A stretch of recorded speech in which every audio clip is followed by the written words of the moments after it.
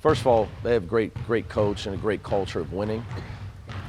Temple plays a really hard schedule, so I think it catches up to them. Having been in the league with them now for I think it's 4 years, it catches up to them some here and there maybe in December, because they don't play very many home bye games, so they're always playing a tough team, and it's just hard to sustain doing that every night. So you see that they have some really quality wins. When you look at their statistics versus other people's, because their schedule is so competitive, their statistics are very real. It's almost like your conference stats. So they understand, I think, their opponent better than anybody because their schedule's so tough. So they play better against better people because they're used to playing better people. That being said, they got good players. You know, I can say his name now, Enechi Onye. He's really good. Now he didn't have a good game his last game, but he's having a great year. And he's a problem because they play him at the 4 and the 5, and he's a great three-point shooter. He blocks shots as well, so he's really evolved for them into a good player, and they've done a great job recruiting because they've overcome some injuries. With Alani Moore is a really good young point guard, and Quentin Ross and Alston's a sophomore. So their guard plays solid. They're always a low turnover team. So they're just a very good team. Temple's a team that never beats themselves because they don't turn the ball over, and they always play solid defense because Fran Dunphy's a great coach. And this has turned into a bit of a rivalry game. We struggled with them last year. It was a great game up there. There was double overtime. Our guys are well aware that it's going to be a tough game. It's a tough way to start conference play. It would be tougher if you had to play them up there. But. Yeah, I mean, you know, playing them up there is, I don't know. I'd rather go on the road this time of year, personally. I think it's tough being here without the students. You don't want to over-practice your team because then you're going to wear them out. You got the next 3 months are crucial to your season. But I think it's a good time to travel when nobody's around here, so we'll see.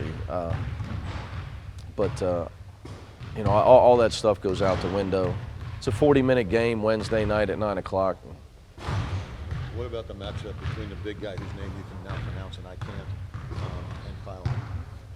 Well, I think they're similar, and they're both very effective offensive big men that can shoot the ball.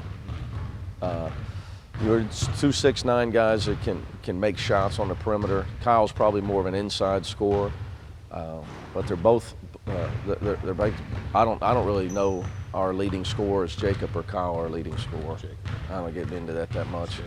But I know Enechi Onye is their leading scorer. So they're both talented guys. So I'm sure that Coach Dunphy and I are both concerned about who each guy on our team is going to have to defend, you know, because they're probably both effective offensive players. And Enechi Onye he's an effective shot blocker.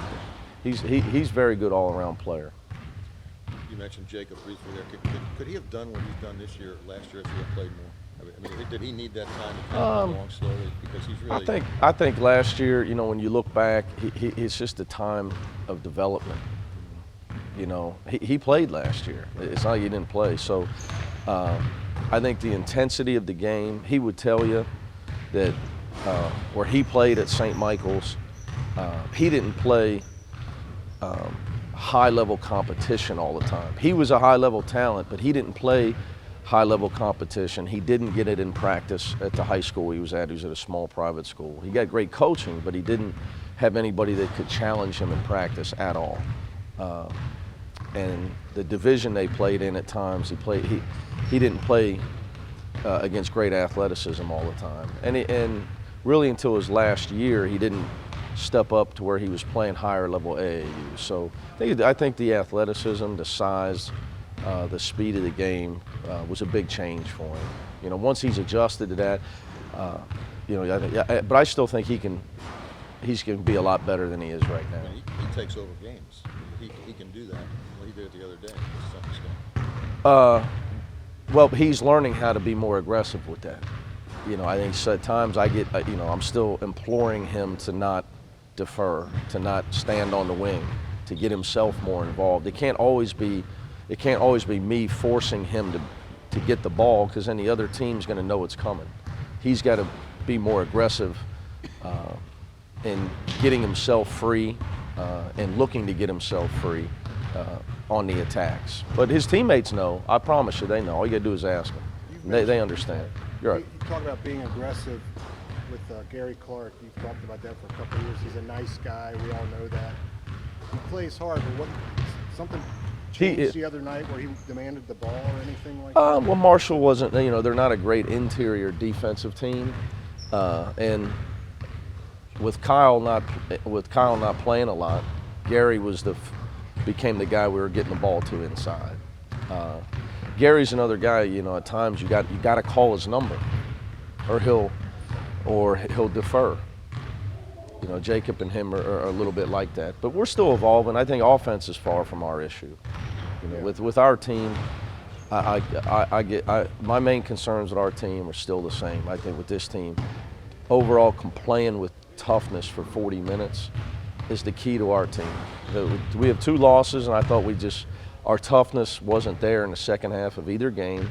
That's why we gave up 40 and 45 points in both of those games. And I know people want to look about, well, get this guy the ball more and get that guy the ball more. Don't give up 40 and 45 in the second half. You probably win both games. So that's my concern with our team. But Gary's saying he defers. Yeah, you have to call his number and you have to stay on him. And he'll be that way as long as he's here. It's just his personality. But he's much better. He's more aggressive, but he's never all of a sudden going to go out and become a guy that I have to tell him to stop shooting. That's never going to happen. Is Kyle becoming more of the all-around player you want to become? I know that's something you've been trying to. It's a process. He's trying, I will tell you that. The other night was just a tough situation with the matchups, and Marshall committed to putting 5 guys around the line, but he's trying. It's just that, when a guy's 20-something years old, it's a lot of habits you got to break, and you're trying to break bad habits and build good habits.